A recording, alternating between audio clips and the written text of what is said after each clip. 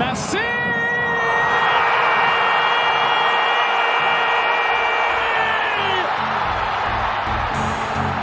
আগামী ২৬ October Lionel মেসির major league সকারের play অফে অভিষেকের ম্যাচটি অনুষ্ঠিত হওয়ার কথা ছিল, কিন্তু সেটি একদিন এগিয়ে নিউ ইয়র্কের সময় ২৫ অক্টোবর আয়োজন করা হচ্ছে, কারণ মেজর লিগ সকারের প্লে অফে অভিষেকের ম্যাচটির সঙ্গে যেন মায়ামি ফ্লোরিডার অন্য ক্রীড়াসূচির জট না লাগে।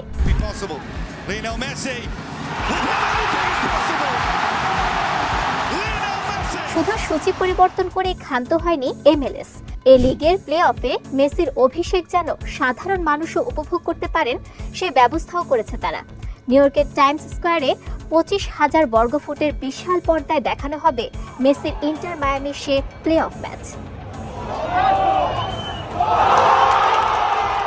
এর আগে গত ২ অক্টোবর কলম্বাসকে ৩-২ গোলে হারিয়ে নিয়মিত মৌসুমের সেরা দল হিসেবে MLS এর সাপোর্টার্স শিল্ড জিতেছে মায়ামি।